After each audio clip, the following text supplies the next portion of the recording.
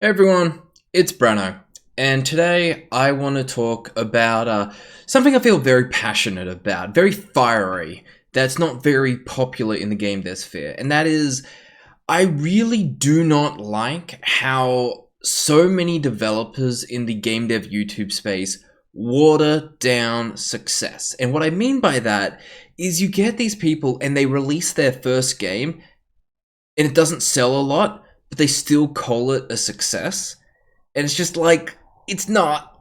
It's really not a success. And I think the main reason I feel very strongly against this is just because there's a sheer amount of, well, there's a real lack of with competent, like technically competent game developers. There's a real lack of business sense in terms of what is an acceptable product and what is not. And I know this because I had to go through this gigantic process of learning what is the minimum in order to be successful.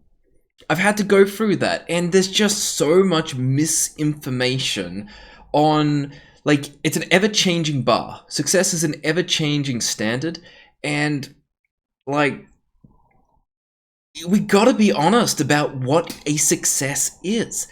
Because there's just many people who are not comfortable with the idea of being a failure in game dev. Like, I recently watched this video and this guy spent 4 years on a project and it's netted him $6,000 after a month and a half of it being up. And he calls it a moderate success, only to then say there's no way this could sustain his lifestyle of trying to become a full-time indie game dev. And it's just like, how can you call that a moderate success if you live in a first world country? It's just impossible. And I just want to, like, really give them an alternative word. Accomplishment. Making a commercial game on Steam is a massive accomplishment. Making a game that sells, that can let you continually do video game development, that's a success. And accomplishment, like, it's significantly more personal. It's significantly more about how you feel.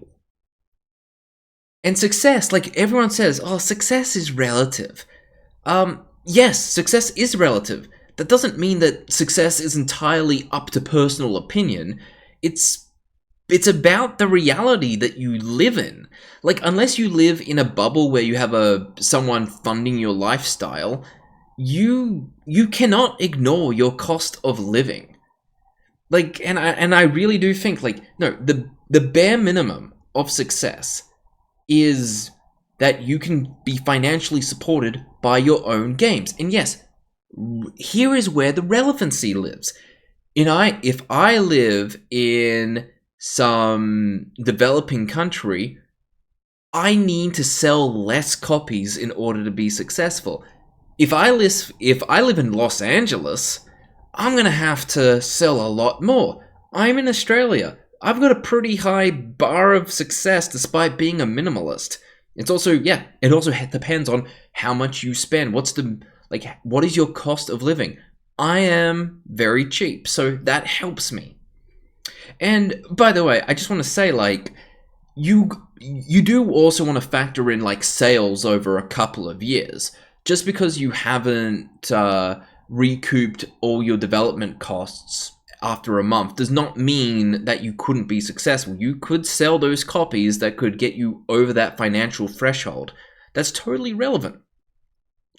And it just frustrates me that we can't call this a massive accomplishment. Instead, we call it a success. Like, the barrier of entry with making video games is getting lower. When I first tried in 2010, it was a lot harder. Even in 2017, it was a lot harder. There were not a huge amount of these step-by-step tutorials, except for, like, Unity.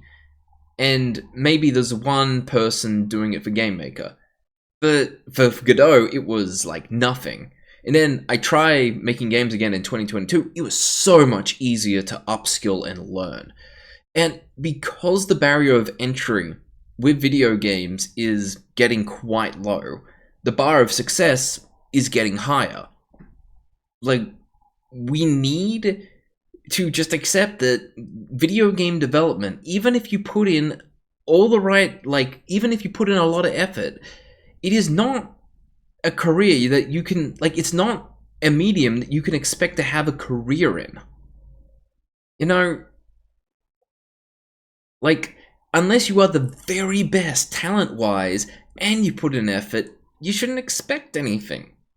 So lowering this bar of success, lowering, like, the perceived standard of success, it just encourages mediocrity in a world that only rewards greatness. Like, so, I don't know about you, but I always hated getting participation trophies in life. I so much more preferred it when there was like 1 or 2 trophies and you had to work really hard in order to get it. And I also just remember, like, growing up, you would have people who would withhold information that, like, would have changed what you do just to protect your feelings. I really got pissed off when I found out that I was withheld information or lied to, when I know that I would have pivoted based on different information. And it just makes me appreciate the people who have kind of like pulled me aside and told me that, like, look, things are not working out. You're doing things wrong, and like just told me the truth.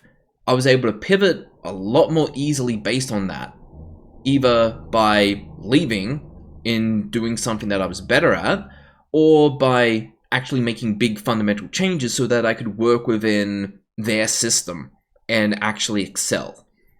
Always appreciated the people who are a lot more blunt and honest. And so this is just what I want to say. Look, it is an accomplishment to finish your first step-by-step game dev tutorial. You should be proud of that. You should genuinely be proud of that.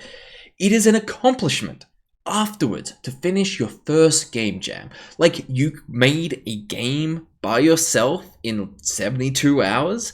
That's awesome. That's actually awesome. And it is a massive accomplishment to release your first commercial game on Steam, regardless if it flops or not. That is awesome. So many people can't even do that. But it's not a success. You get to decide what an accomplishment is. You don't get to decide what a success is.